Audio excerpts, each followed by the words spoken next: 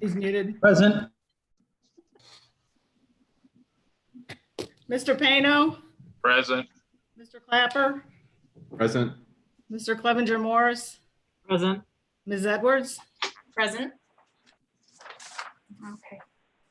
The Planning Commission operates in accordance with the provisions of the Kent City Charter, the Kent Zoning Code and Subdivision Regulations, all of which establish the powers and duties of the commission. Members of the Planning Commission are appointed by Kent City Council and serve without compensation. Certain cases such as conditional zoning certificates, special zoning permits, overlay district projects, and zoning amendments require public hearings before the Planning Commission. During the public hearing, any person wishing to address their concerns to the commission will be provided the opportunity. Once the public hearing is closed, it shall be to the discretion of the chair whether to allow additional public comment. Cases such as site plan reviews and subdivision projects do not require a public hearing. However, the chair will allow public comment on each case as it is taken on the agenda. In each instance where the commission receives public comment or conducts a public hearing, those persons wishing to address their concerns to the commission will be required to do so under oath or positive affirmation. The oath or affirmation shall be administered to all who wish to speak at the beginning of the Planning Commission meeting. Once a decision has been made by the Planning Commission on a case, the case is closed for the commission as there is no provision to reopen a case. With the exception of cases falling under the subdivision code, any decision of the Planning Commission may be appealed to the city's Board of Zoning Appeals in accordance with Chapter 1109 of the Zoning Code. Anyone interested in appealing a decision of the Planning Commission is advised to seek private legal counsel. Mr. Fink, administration of the oath, please. Given that we have multiple people involved, I'm going to administer the oath now, but when you begin your public statements, please begin by stating whether or not you are placed under oath for the record. With that in mind, if you would raise your right hand, do you swear or affirm the testimony you give before the Planning Commission shall be the truth, the whole truth, and nothing but the truth, so help you God? I do. Thank you. Thank you, Mr. Fink. Okay, moving on to additional correspondence. We did have quite a few letters submitted. I'm just going to go through each of them for commissioners. We received a letter dated 6/2 from Benjamin Tipton of 451 Park Avenue in support of the Bell Tower Properties application. We had an email on May 31st from Bruce Zeta of 422 Park Avenue with some current concerns in regards to Bell Tower Properties application.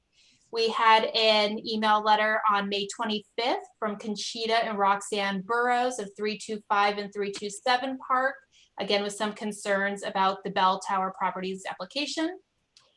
We had an email 6/2 from Mr. Colin Boyle, 703 West Main, in favor of the application for Bell Tower Properties.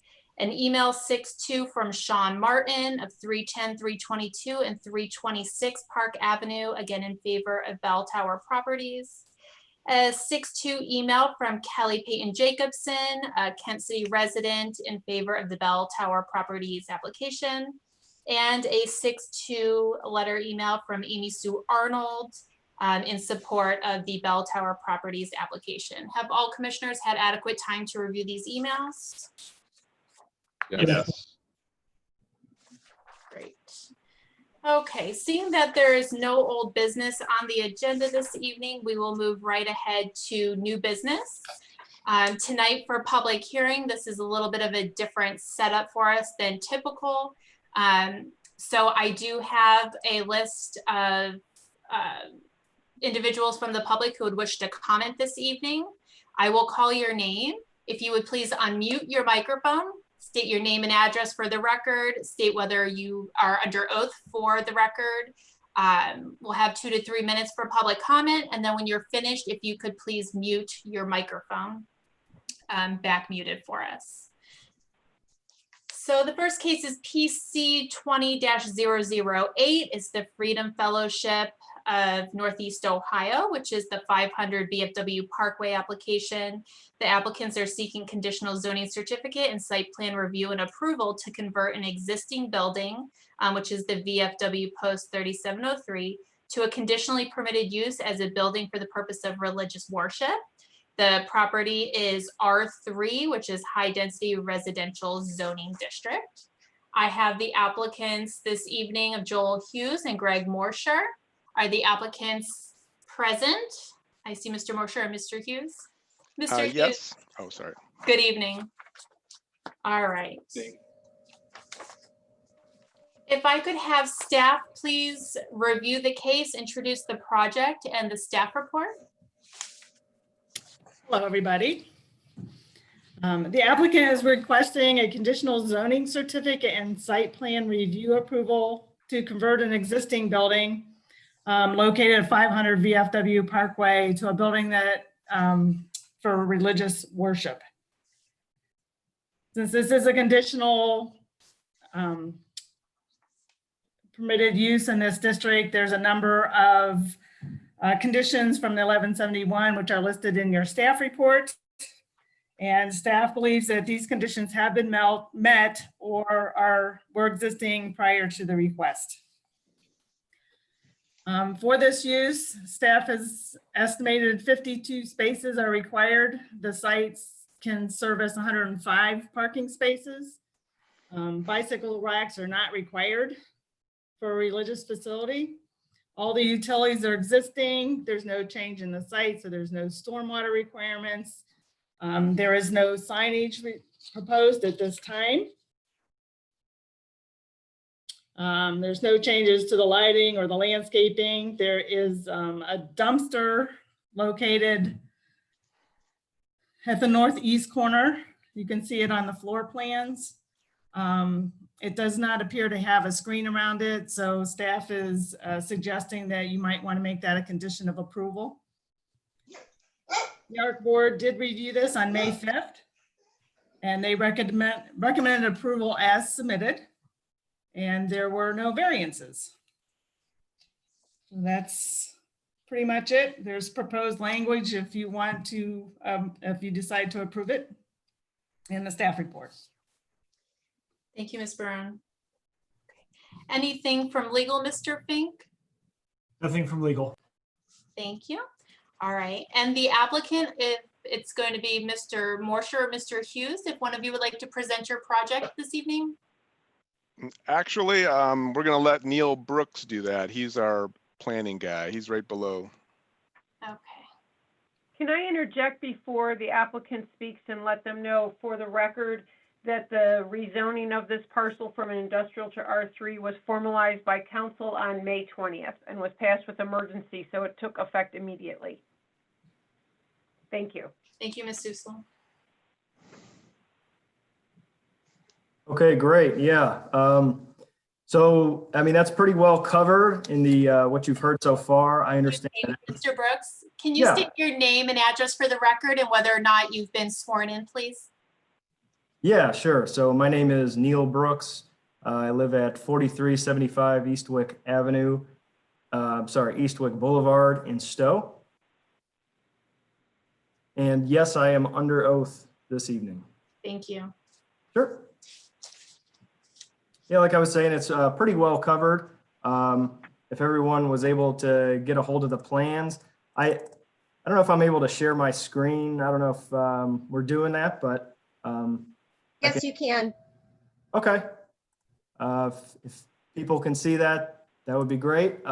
If not, I'm not showing anything that's at this time not already in the packet. So, are people seeing the zoning map now? Thank you. Okay, yeah, just as a visual aid, that's the parcel, and now it is R3, just like the surrounding properties, as of May 20th. Here's the site plan to scale. So this is the building. It's on 5 and a little more acres. So north is to your left, Talmadge Avenue to the top, and VFW Parkway to your left. And like the application says, we have adequate parking. There's not going to be any major changes at this time to any of the parking, the lighting, the drainage, the frontage, the driveway, the landscaping, pretty much all remaining the same. What will slightly change, and these aren't huge changes planned for this time, would be the floor plan. The building is mainly consisting of an assembly area and what they call the canteen. We'll be, using the building pretty much like it was used before with VFW. Without the canteen, we're gonna set up chairs and tables in the main assembly area, and then some tables and chairs in the canteen. We'll call it our study center, where there'll be, books and other things for students to study the Bible.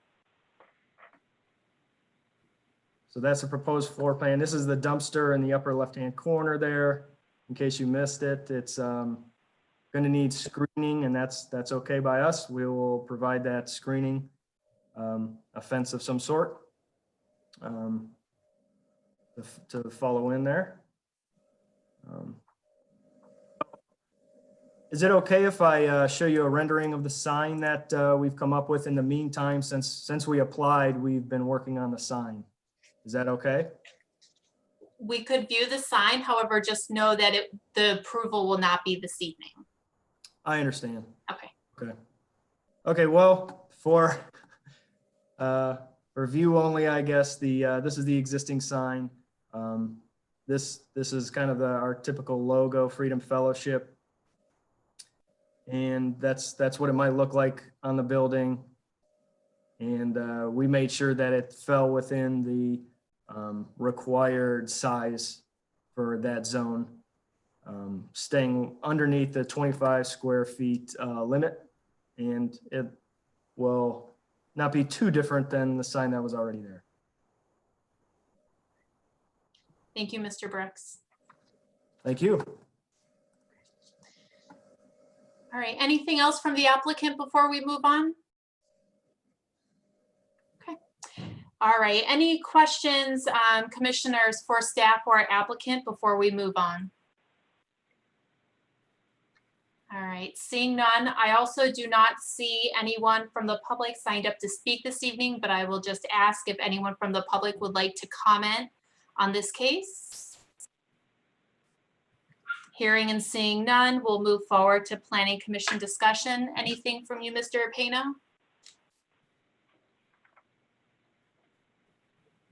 You'll want to unmute your microphone, Mr. Pena. Okay, is that good? Yep, thank you.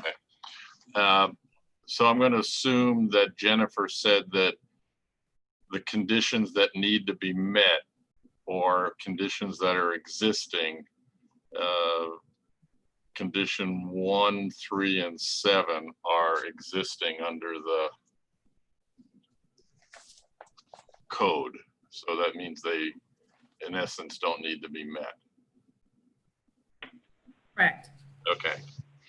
And then my only other question is there required lighting for the parking area in our code, or is it just the convenience? Have a lighting requirement. What's that? We do not have a lighting requirement. So then there doesn't need to be any. Okay, Right. that's it. Thank you, Mr. Pena. Mr. Clapper, any comments? Nothing for me right now. Thank you. Mr. Clevenger Morris? No comments. Okay. Mr. Bruder? I don't have any questions. Okay. I also do not have any comments. Is there a motion on the table? I move that in case PC 20-009, the Planning Commission approve the conditional zoning certificate and site plan review and approval to convert an existing building, previously the VFW Post 3703, located at 500 VFW Parkway, to be used as a building for the purpose of religious worship, subject to the following 2 conditions. 1, technical plan review, and 2, the There is a second to the motion? Second. Moved and seconded. Any further discussion? No. Hearing and seeing none. All in favor? Aye. Aye. Aye. Opposed? Hearing none, motion carries 5-0.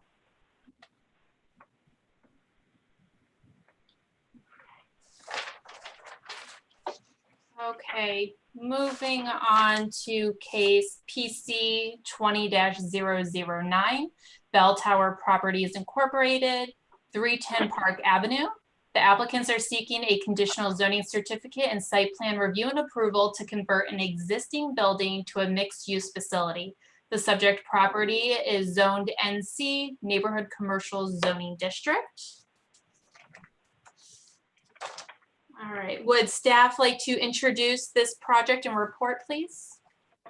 Yes, thank you.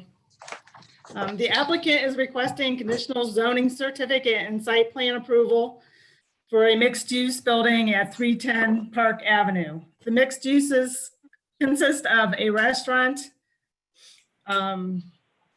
office space, a small-scale brewery with a tap room. Staff had determined that the restaurant was the one with the most conditions for the conditional use, and that's why we said that was the primary use of the property.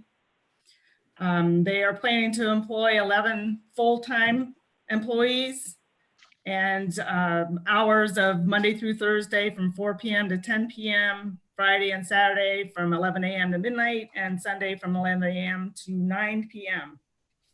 They are going to have a patio, and they will be playing music on the patio, and the patio will also have some lighting.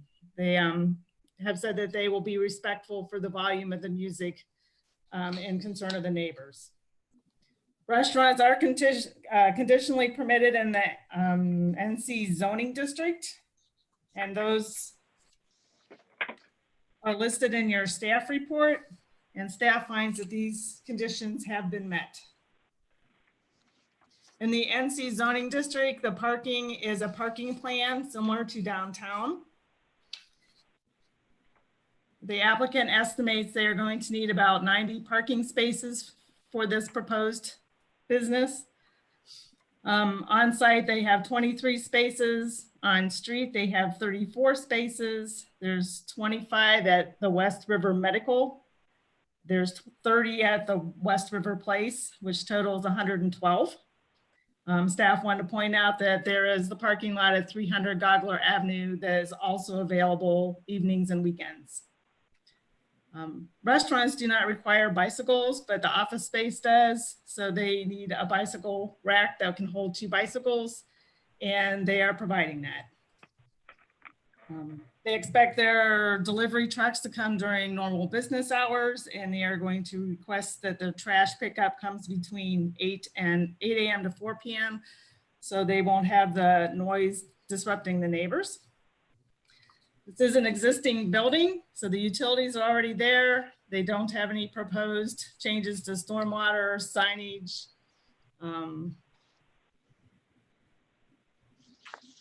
or landscaping. There is an enclosed dumpster proposed in the south end of the parking lot. And as I mentioned before, there is some lighting proposed at the patio that will be turned off at closing time.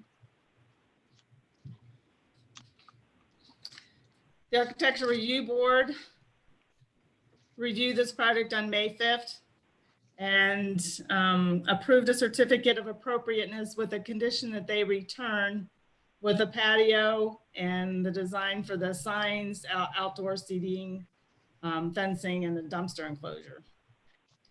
There were no variances required. So should the commission wish to pass this, there's a recommended motion in the staff report. Thank you, Ms. Barone. Ms. Sussel, anything to add? No, thank you. All right, and Mr. Fink, anything from legal? Nothing from legal, thank you. Okay.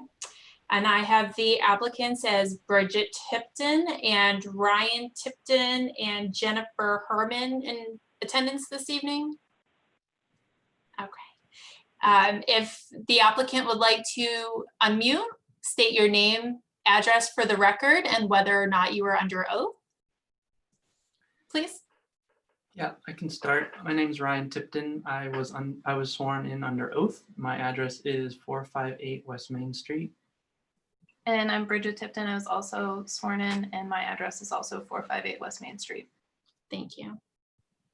My name is Jennifer Herman. I'm at 313 Highland Avenue, and I was sworn in as well. All right.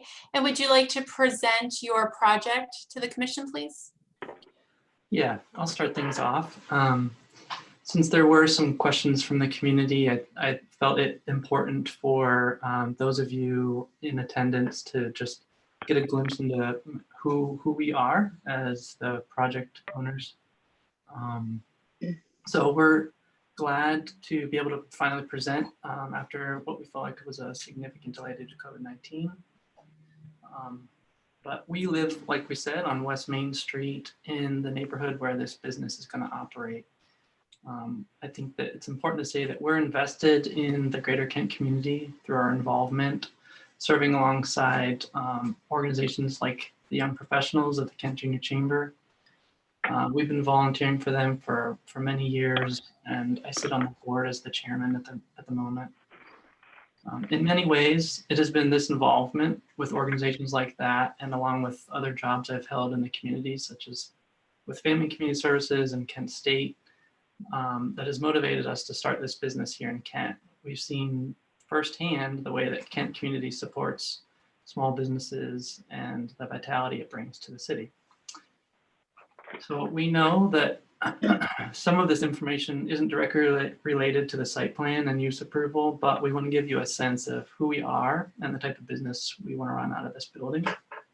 An important part of the atmosphere we're trying to create is, of course, around beer, as this is going to be a part brewery, but our focus is also on food and the establishment of a community gathering place. We believe there is an authentic and innate relationship between the enjoyment of beer and food, especially when it brings people together around a table as a shared experience. Therefore, we will offer patrons quality food options to pair with those beverages to be enjoyed with friends and family. This combination I see is not only providing a safer environment to enjoy alcohol, but it also, we believe, will encourage responsibility. Like many Kent residents, we too care a lot about local food economy, and we're hoping to investigate ways to engage in that local economy and locally source our food options. We like to believe that beer brings people together and hope that this new brewery and restaurant will be an added benefit to the local community. Jennifer Herman, our head brewer, is going to share a few words on the positive impact beer can have in a city like ours. Hi, thank you for letting me talk about myself and about my love for beer. I just want to give you a quick snapshot of where I came from with my beer stuff. I started home brewing in 1998 in some apartments actually right across from where Ryan and Bridget live now. Over the years, I guess it was 2002, I moved to Cincinnati and became very involved in home brewing to the point of obsession. That quickly grew into a passion that I didn't really know how to wrangle. I moved back to Kent in 2010 with an extreme fervor to want to open a brewery in Kent. I saw what was happening in the early young Cincinnati craft beer days. I saw what was happening with Hoppin' Frog and Thirsty Dog. Saw what was happening, starting to happen in Cleveland. I volunteered my time with Hoppin' Frog and Thirsty Dog. I eventually made my way to Market Garden Brewery and was Andy Tavikram's assistant brewer for almost 4 years. And I went to Lancaster, Ohio, to a Belgian brewery called Rock Mill. I helped them transition their 1.5 barrel system to a 15 barrel system. When I came back from that in 2015, there was some excitement around town about a brewery maybe in Ravenna. Kent didn't have a brewery yet. That was pre-Madcap. I think Madcap was the next year in 2016. But I will backtrack just a second because I do want to tie in how Ryan and I know each other. He had come to an all grain brewing demonstration that Label Peelers and I hosted at my house here. And it was years later in 2013 that I was invited by the chamber to come speak about fresh local beer in Kent, or the lack thereof, which was exciting to me and Ryan because we were wondering why there was no craft beer in Kent yet. So that kind of sparked an initial conversation. This has been going on, Ryan, for a long time. But we have a lot of shared vision for what beer can do, for what it does for communities. As Ryan pointed out, we want to create a neighborhood brewery. It's one of the buzzwords that you'll hear when you're talking about craft breweries. It's something that is very traditional. Pre-prohibition saw neighborhood breweries all over the place. There was only 14 giants. It wasn't like, the Anheuser-Busch that's dominating part of the market. Every neighborhood had a drinking hole. They had a place to gather. They had a place to commune with their neighbors and friends. What we see now with the trend with craft beer, it's not just about the beer. Of course, it's about good beer. It's about quality beer. It's about fresh ingredients. But what we see is it's about building relationships. We're building relationships with farmers because they're growing my hops and the malt that we need to brew the beer. We're growing relationships with other businesses. We're growing relationships with our friends and our neighborhood. What I think one of the most thrilling things that I've witnessed as I've been involved in the craft beer industry is the communities that are fostered inside of breweries, which is really fascinating to me. That it kind of gets a little cultish, but I think it's really fascinating. People love to be where they're wanted and where they feel safe. And good food and good beer certainly helps to support that. It's one of our main projects with Bell Tower Breweries to create that gathering space. It's really weird to talk about that now during COVID, but this will pass. We are a little ways out from understanding what our the timeline next year. I think that everybody's excited to go out and want to be around people, but anyway. So that's kind of where we are with our vision about the brewery side of things. As far as a brewer and what I like to do is create. I like to experiment, but I'm very much a traditionalist. I have a heavy steeping of studying and learning through my homebrew career. I became a certified beer judge in 2006. I became a certified Cicerone in 2011. I was invited to the Brewing and Malting Science course given by the Master Brewers Association of America in Madison, Wisconsin in 2013. And all of those things have kind of honed my way through back to traditional Pilsners and good old pale ales. I love the trendy stuff, but I tend to focus on traditional German lagers like Pilsners, Bock beers. I love a Belgian Saison, American pale ales, of course, IPAs, and California Common are my trendy things. So that was just a little bit about beer. Also, we'll be doing kombucha, which is kind of a trendy thing. You might partake and you might not. It's a non-alcoholic effervescent fermented tea. It's quite lovely. But we do plan to offer a non-alcoholic beverage like kombucha. Ms. Herman and the Tiptons, would you be able to talk a little bit about the site plan, how the brewery is going to fit into the building and the operations? I would love to. Thank you. Now that everyone's thirsty. Okay. Thanks, Jennifer. So I'm the interior designer for the project, but I've studied both interior design and architecture. So it's a unique opportunity for us to steward this building from a design perspective and as business owners. As mentioned, we received the certificate of appropriateness from ARB, and we in no way want to diminish the historical significance of the building. As detailed in our initial letter and application and site plan, it is a mixed use property zoned NC, and we're excited about being located in a unique zoning district that encourages mixed use, not just within a single property, but throughout the zoning district. The rooming house at 322 Park Avenue will remain, and the former R.W. Martin building, or current still, building at 310 will become office space, a microbrewery, and a restaurant, as mentioned. For the site plan approval, there is the dumpster location, the restriping of the parking lot takes on some significant changes, and the addition of a patio, as mentioned, which is 1,500 square feet on the north side of the building. We are primarily seeking the conditionally permitted use to operate as a restaurant in order to move forward with the purchase of the building. We would also like to address some of the questions that we've received from residents through the city that have been sent to us. We appreciate the amount of community engagement around the project, even as most of the input has been concerns, because it confirms what we already believe to be true about this neighborhood, which is that it's a vibrant community made up of involved and engaged residents. While we were able to speak with some residents when we went door to door, not everyone was home or able to answer the door when we wanted to try to introduce ourselves to the neighborhood. But some of the areas I'd like to address up front, corresponding to the questions we've received, are the alcohol permitting issues, the patio, some exterior lighting, noise, music, employment was already mentioned, and then seating and parking. So for alcohol, we understand that this is a dry district. The brewery will be operating under an A1C liquor license.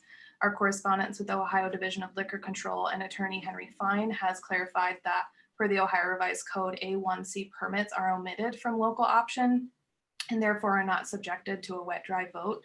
This has been one kind of concern that we've heard a lot from the community, but this, because of the restrictions that go along with an A1C license, it doesn't have to go to a vote.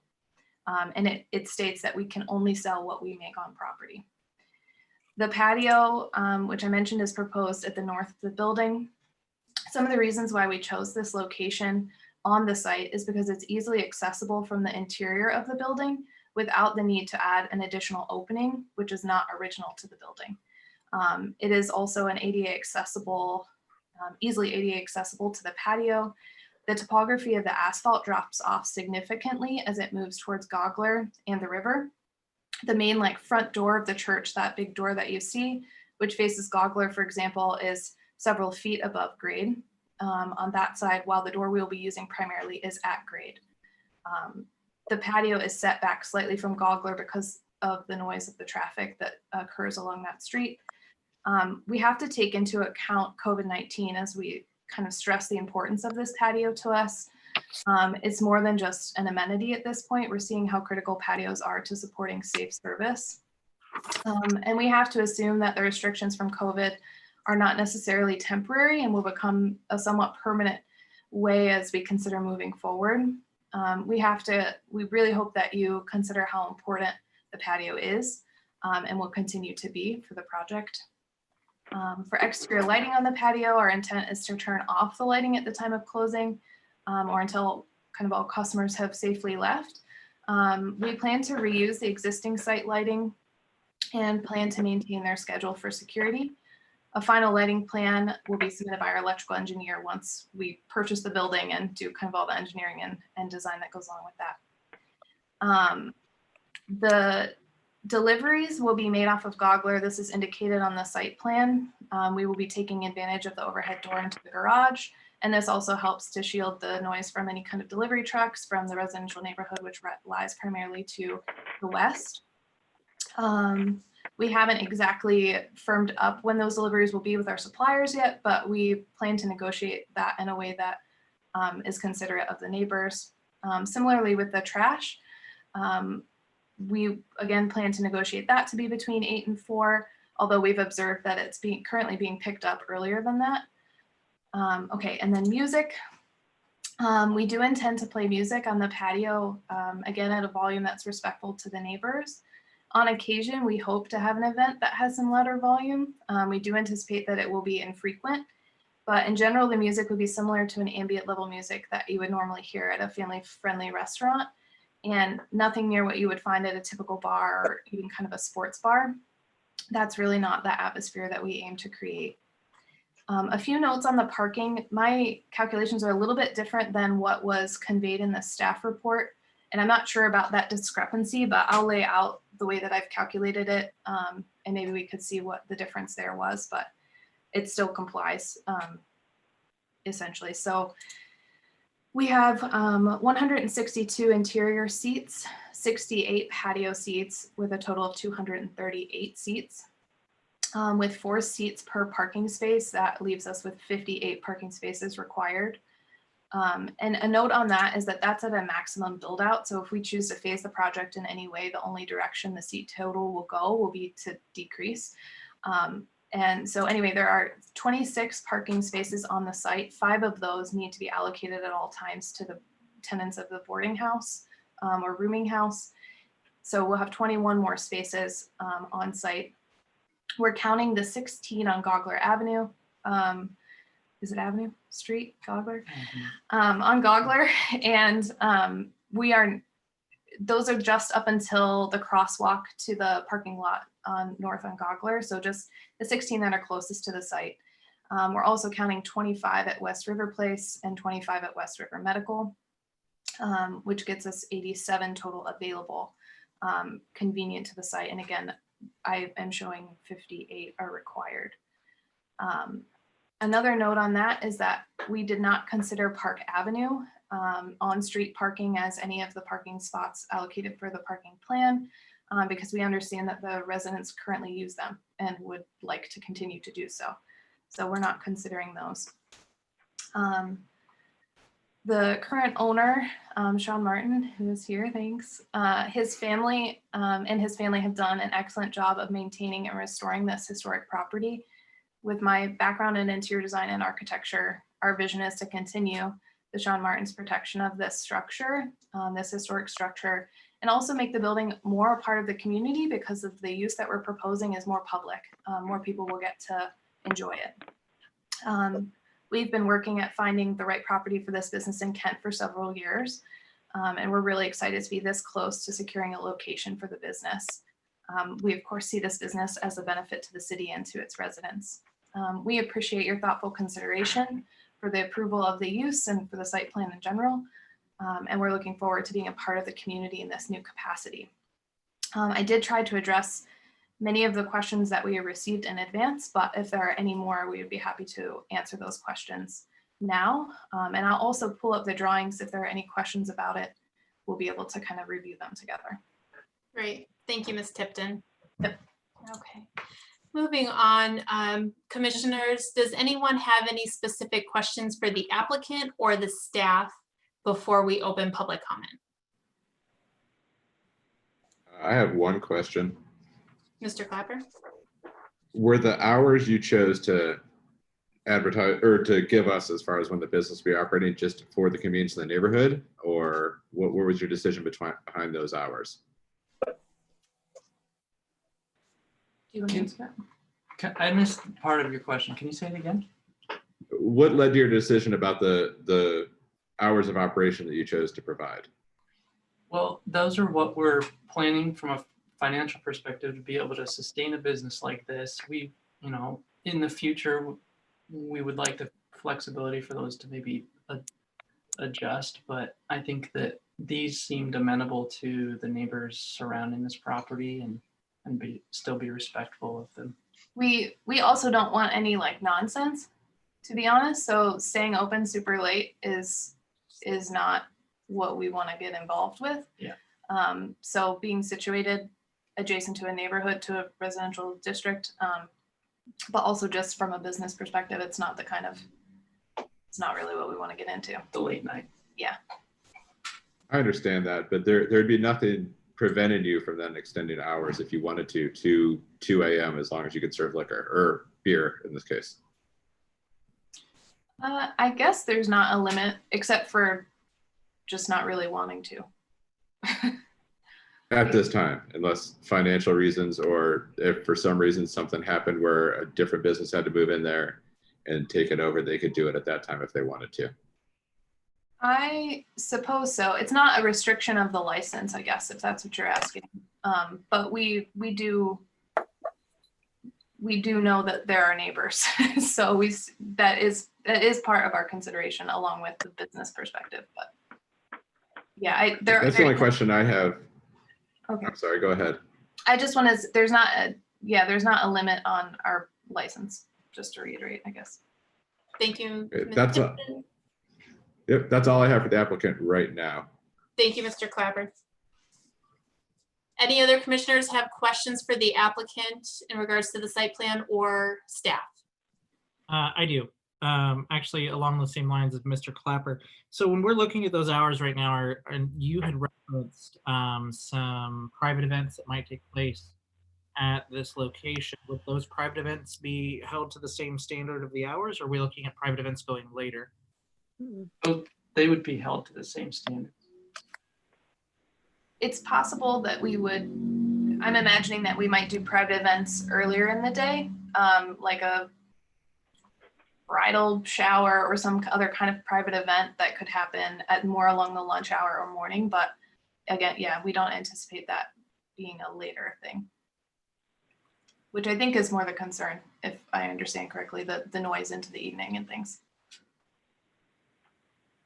I have just one more, and this is because there was something going on at the house and I couldn't quite hear you. When you spoke about the parking, could you just repeat, at least for me, the part about with the boarding house behind it? Yeah, so we have 26 parking spaces on site. 5 of them, which are, I think you can see my mouse. I wish I had. Yes. So anyway, right here, these 5 will be signed and allocated for the boarding house. That's a requirement of the kind of limits of that rooming house to have allocated parking. And it's a single parcel. So the parking for those tenants is provided right here. So those 5 of the 26 will permanently be counted towards the rooming house. Okay, I just wanted to make sure I got that right when you said it the first time. Thank you. Yeah. Yep. Any other questions from commissioners for staff or the applicants? I guess I am muted. I guess I have one question. As a commission, we're not voting on hours, I don't think, of operation, or are we thinking of I wasn't implying that we were voting on hours operation. I was just asking why they put what they did, and just wanted to bring up the fact that they could change us at any time to, I believe, 2 o'clock in the morning is the latest you can serve. Don't quote me on that. I don't run a bar, but I believe that's the latest they'd be allowed to serve then, if we were to approve this. Mr. Fink, can you comment on the limitations of the commission when it comes to conditions for the conditional approval?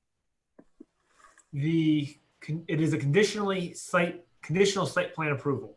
Therefore, with that in mind, you have to be thinking about the surrounding neighborhood. So the hours of operation would definitely be a factor to consider, and what conditions you might apply to granting an approval if that's what ultimately happens. Jeff, you're absolutely right. Whatever the terms of their liquor permit would dictate how late they could actually sell, unless there was some other restriction put upon them by the city. And do we have the authority to put a restriction on their hours of operation? Because it is a conditionally permitted use, you have the ability to put in other restrictions if you believe that is necessary to protect the general welfare of the surrounding neighborhood. To me, this takes me back to like a similar circumstance when we had Taco Bell have a telephone handle in the drive-thru. Mhm. And I think we can get deeper into this when we get to discussion. But let's just see if we can get the questions for the staff and the applicants out of the way, and then we'll move to public comment, and then we'll have a discussion and get into details. Are there any other questions that we need to fill in the missing pieces for discussion? I have 2 questions. I'm sorry, go ahead.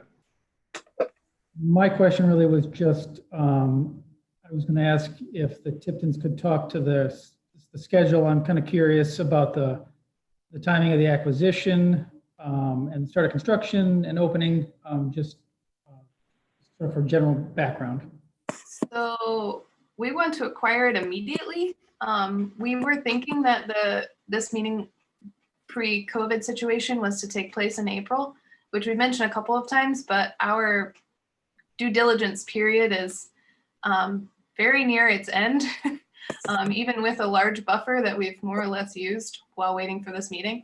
And of course, the conditional use approval is a major contingency on that purchase. So It's pretty imperative that we reach a decision today for the use approval, and then construction will start as soon as possible. I had been trying to manifest a New Year's Eve party, and I don't think that that will happen. So we're looking at opening sometime early next year. Okay, so to clarify, and I don't mean to put you in an awkward position, if you do not receive approval tonight, by the terms of the purchase, you will lose the purchase and the project will cease. Is that accurate? It gets really tricky. Sean's here. But yeah, we would, the initial terms of the agreement are They end on Friday. yeah. And we move into a different financial situation to be able to extend our option on the property. Yes. Okay, all right. Thank you for clarifying. You want to add anything about that? Thank you. Yeah. Thank you, Mr. Bruder. Mr. Clapper, you had a couple more questions? My questions are going to be more for staff or legal. If anybody else has anything for the applicants. I have another for the applicants. Go ahead, Mr. Clevenger Morse. I mean, you just said essentially that if we don't get this done today, your time's running out by Friday. You know, a big part of this would be going back to the architectural review board. Is that going to affect your timeline? Because you're not going to be there by Friday. No, we're going back for signage, so we feel confident that an approval on the dumpster enclosure, the fence, and the signage, we can come to an agreement. I sit on that board as well, but not to give them free rein, but it kind of doesn't matter almost how restrictive those requirements are. It won't determine for us the purchase of the building. We need to know that we can operate this building as a restaurant before we purchase it. The ARB conditions are a little bit less intense when it comes to kind of our business operations. To clarify, the ARB did issue a certificate of appropriateness for the site, the exterior of the site as it was presented. The details that they did not have, we often have them come back for signage. So that's the minor detail she's referring to. And that was the May 5th meeting. Yes. Thank you, Ms. Sussel. Mr. Clevenger Morris, was that it? I'll yield. All right, Mr. Clapper, did you want to go ahead and ask staff and legal your follow-up questions? Yeah, real quick, let me find my note. I don't know if this would be for Jennifer or Mr. Fink. Is there a reason that for the 1171 condition 8 was not part of this? Maybe it's just me not reading it right. Such developments shall be located adjacent to non-residential uses such as churches, parks, industrial or commercial districts.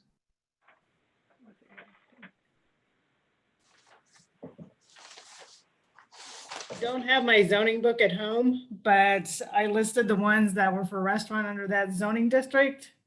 I didn't think I missed any, but I'm assuming that 8 does not apply for this.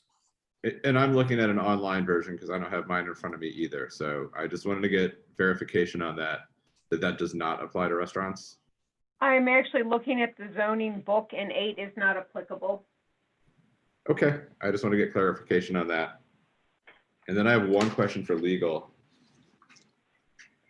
Would any type of the noise ordinance 509.12 apply to anything that would go on this property? The noise ordinance would apply to everything that goes on that property. Okay, so that they would be holding with outdoor potential music, patrons, performances, any activity on that property, they're beholden to that ordinance. Absolutely correct. Okay, that's all I have at this time then. Mr. Payno or Mr. Bruder, any other questions for applicant or staff before we move on? No. Nope.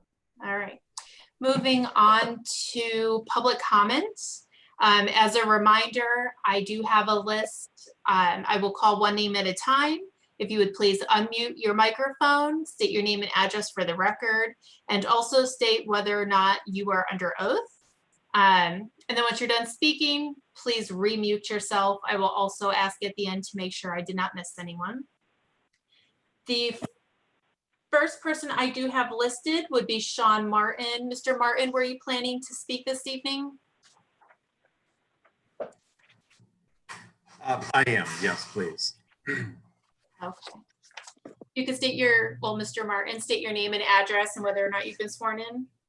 Thank you. My name is Sean Martin, and I reside at 1596 Woodway Road in Kent, Ohio, and I've not been sworn in. Mr. Fink?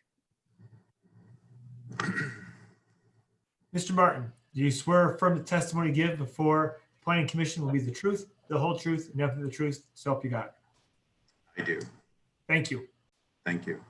A few comments. I submitted a somewhat of an outline of the redevelopment history of the West River neighborhood, the Gogler corridor, that possibly many of you read. Since we acquired the building in 1969, I was a little younger, but more or less grew up in the business, renovating and working out of that building. And our business, R.W. Martin, has grown, which we're grateful for, to a level that needing more space, more modern space, more appropriate for the business that we run in the machinery industry.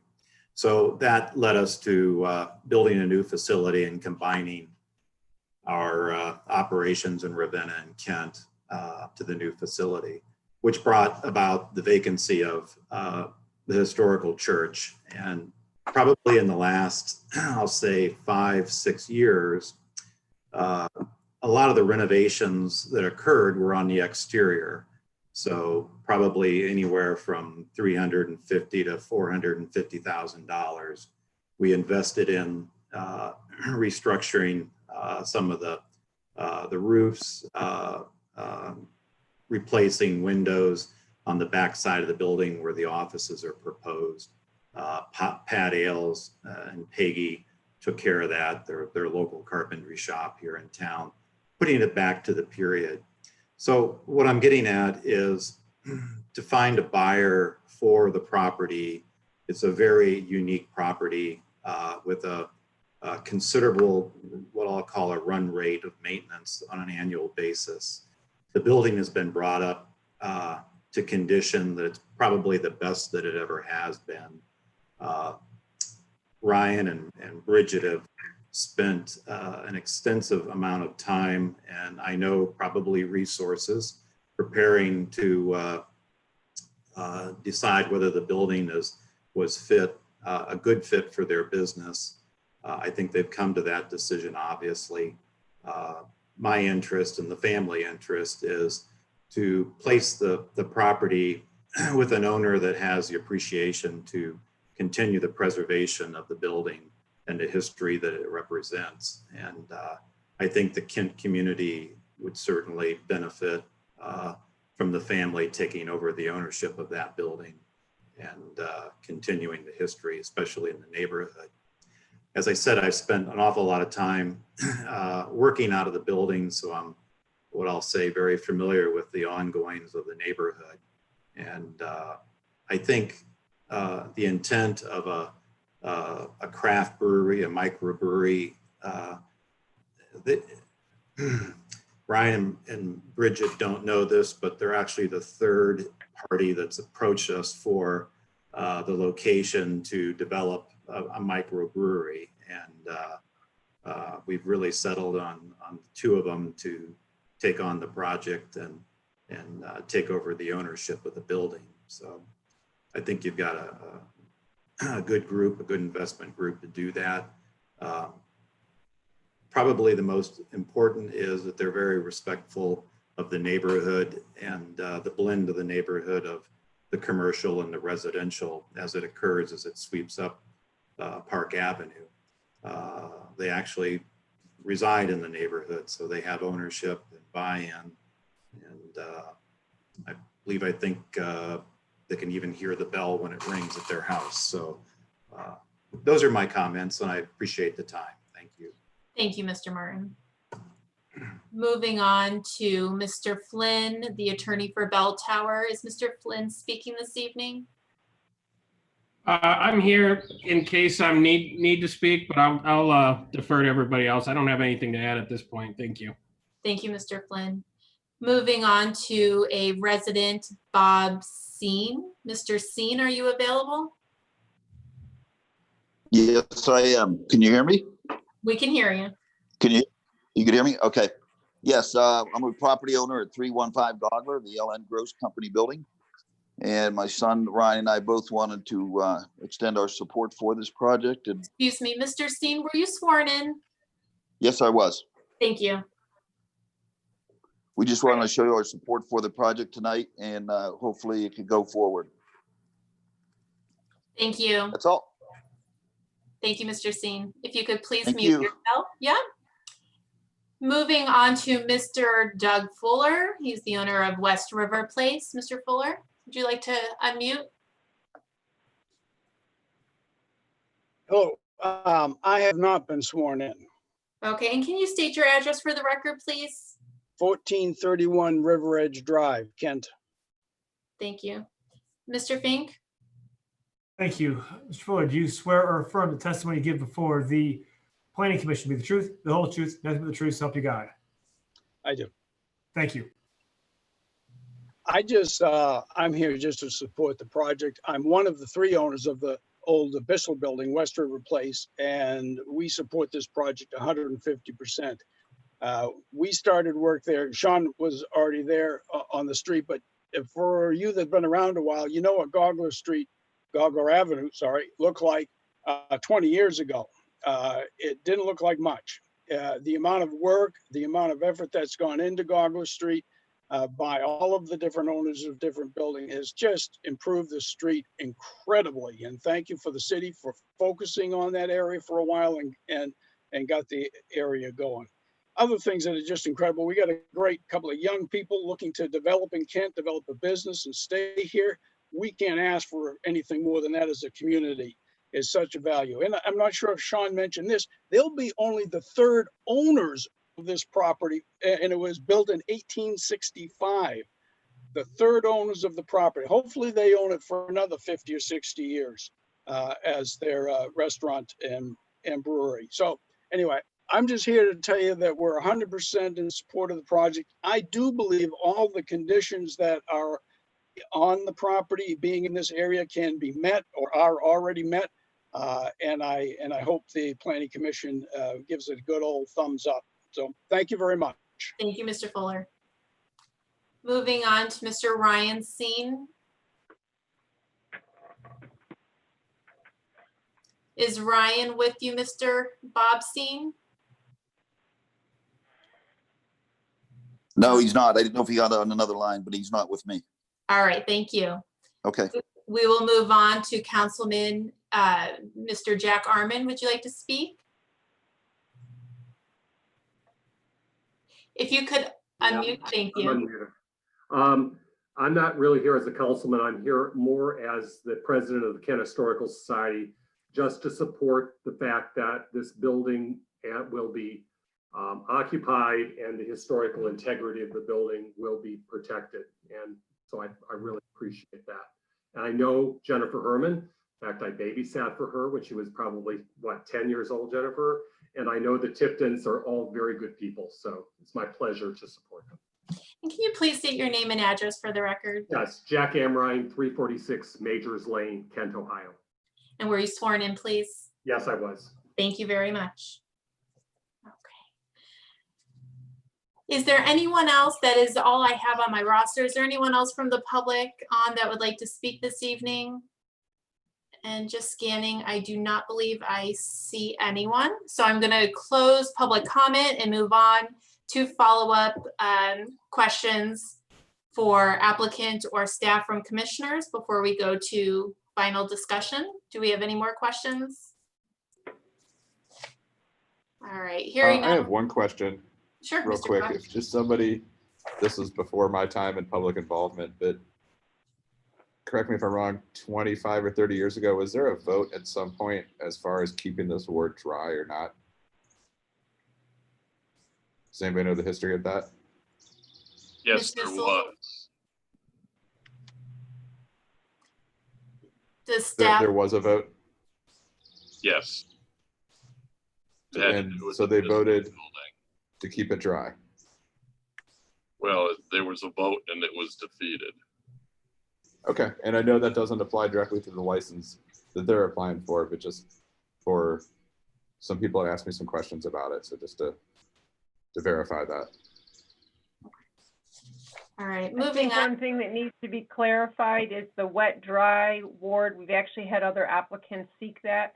It's actually a ballot initiative to get full spirits served in a dry district. This is a permit for beer production and service on site. So it is not the same as a ballot initiative to put full liquor service or spirits sales in a ward. I'm aware, yes, thank you. Okay, moving on to planning commission discussion. Mr. Clevenger Morris, would you like to start? I can. I think Mr. Clapper and I were looking at some of the same concerns when it comes to the timing. I mean, ultimately, my concern is not with the applicants today so much as the future of this area. While I appreciate that, you know, they outlined some times here that are very respectful for the community. If for some reason this building was to change hands, we can't say the same for another business to come in and keep those hours. And I just have some concerns about what could end up there. I also, while I appreciate the thought that it is their intent to keep these hours, you know, one, it's not binding in any way as it stands, and two, I feel like if a private party comes in and says, hey, I know it's, you know, Thursday, but we want to do a rehearsal for a wedding here, we want to do something here, and it's going to take us until 12 o'clock. Here's a check for $5,000. I mean, you can be persuaded to. There's nothing here that's complicated. We're looking at a residential. Mr. Clevenger Morris, you had cut out. Were you through speaking? Yes. Okay. Mr. Pano? I don't have anything at this right now. Okay. Mr. Bruder?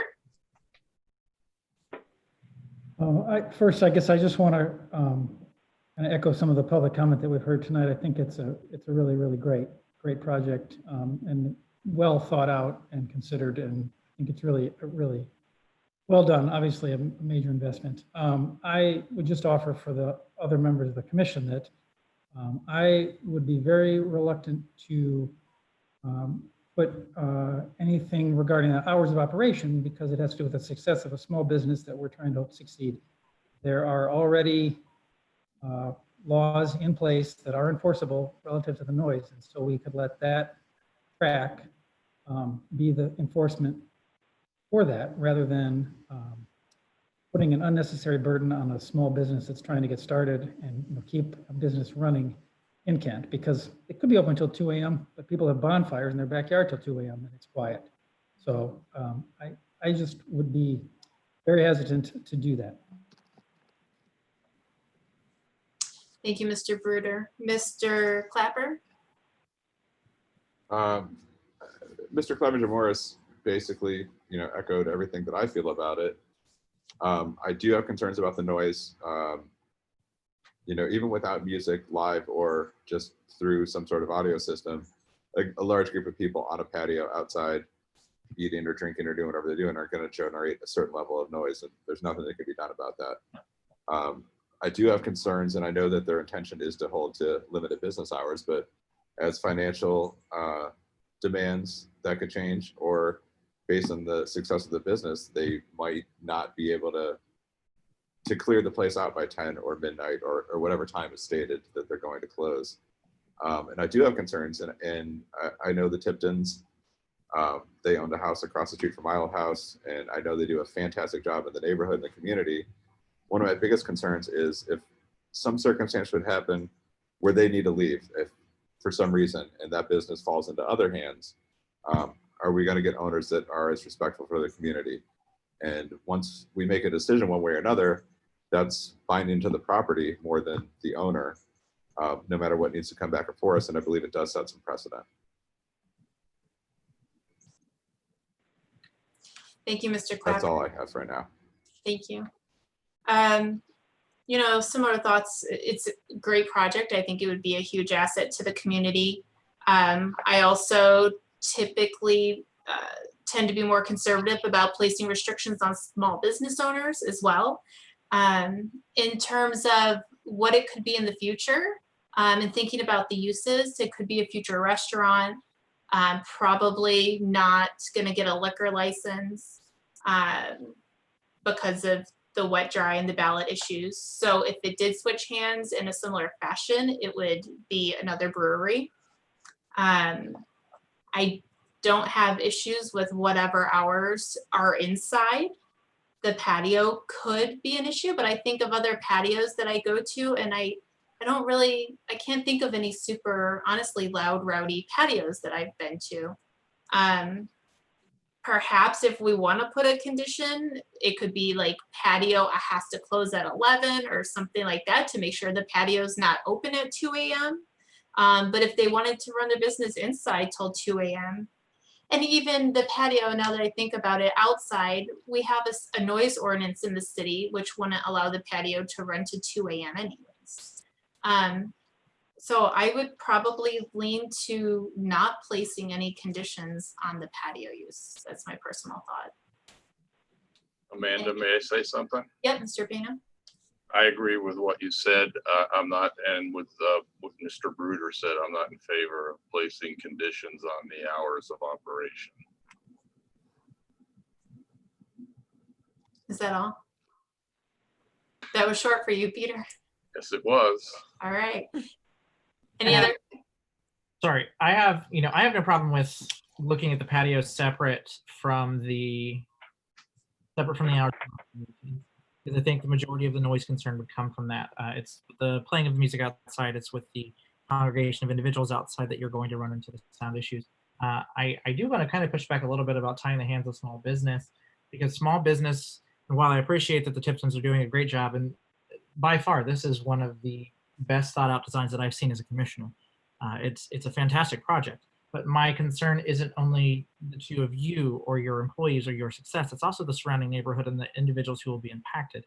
So if we're going to approve something like this, I want to make sure that we're not looking at property owners in the area who are affected by late nights, if you should choose in the future, or someone else in the future would choose to expand those hours. Or we're not looking at potentially a drive down of value in that area because someone comes after you and does that. So I don't want you to think that I'm trying to tie the hands of small business or push back on you. But there's a lot more to here to consider than just the project by itself. Christopher, I would disagree because because we're not setting a precedent. Nobody can predict the future of who's going to own what. There are plenty of projects that we thought were going to be successful that have since closed and that met all the zoning criteria. And there are ones that I think people thought wouldn't do well that did just fine. I think so. If we put something in writing, then that sets the precedent. Right now, the zoning is in place with the rules that have been approved by council and everybody else. This meets the conditions of those rules, and the staff supports it, on their analysis. And so I'm concerned about us trying to do something that's beyond what is in the zoning code. Madam Chair, may I interject? Yes, Ms. Usul. Just anecdotally, this question arose for, which is no longer there actually, Bar 145. When the redevelopment area opened, they had actually open mic karaoke out on the patio area. At that time, Safety Director Lilick and myself tag teamed going down and telling them to turn it off. We enforced it. At 9 p.m., there was no karaoke or open mic. When they only had the outside tables, it was not disruptive to the neighboring property. So those same rules that the police enforced for that property when they had the open mic karaoke would apply here. We found we never received complaints when it was just outside dining. It was only when they had outside performances. After the first couple of months, they ended up basically suspending those after 7 p.m. So the general offenses noise ordinance was what was used to control that. It was not done by putting any conditions on the property. Ms. Sussel, do you know what the noise ordinance is? Yes, it's 50912. And after 9 p.m., noise cannot basically exceed past the, I had a feeling this would come up, so I actually printed it. So on private property between the hours of 9 p.m. and 8 a.m. of the following day in a residential area where the sound is audible past the property line of the property on which the source of the sound is located. So that is what's prohibited. So in other words, if the noise, this would be the same, by the way, if anyone had a private party or an event in their own yard. So if it's audible off of the property, it is in violation of the noise ordinance, which is basically the General Offenses Code 509.12. This is actually the same section that the officers use for college parties, loud businesses, etc. So this would apply regardless of any zoning requirement. Is there any further discussion amongst commissioners? Mr. Clapper? Just to clarify on something Mr. Bruder said, when he said that staff supported it, staff just says the conditions that have been met, not supported. Just to clarify that. Thank you for the clarification. Right, they're stating that it's in compliance. Anything from you, Mr. Clevenger Morris? No. Mr. Pena? Nope. I also have nothing further. Is there a motion on the table?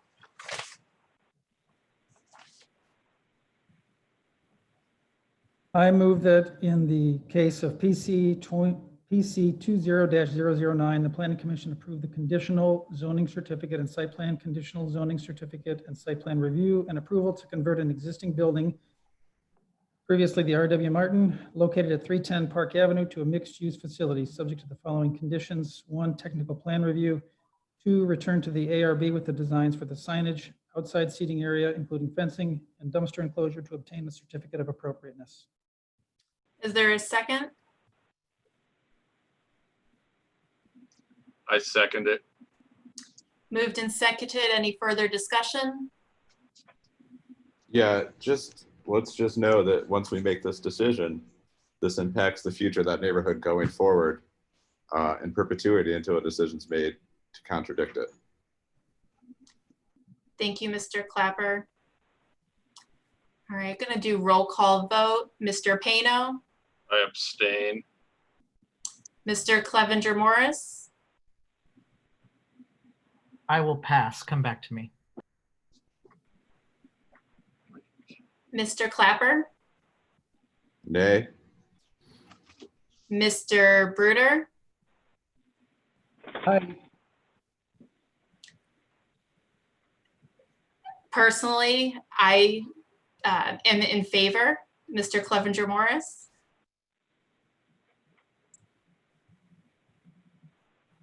Yes. motion carries 3-1 with 1 abstention. All right, moving on to the meeting minutes for March 17th, 2020. Move to approve the minutes as presented. I second it. Seconded, moved and seconded. Any further discussion?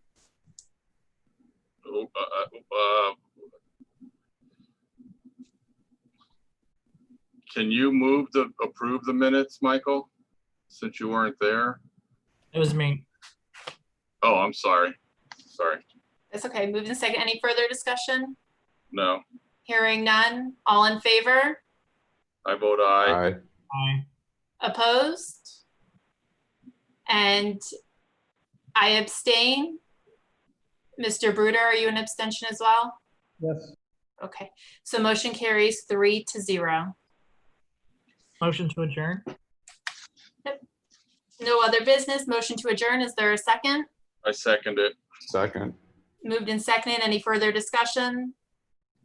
Hearing none. All in favor? Aye. Aye. Congratulations.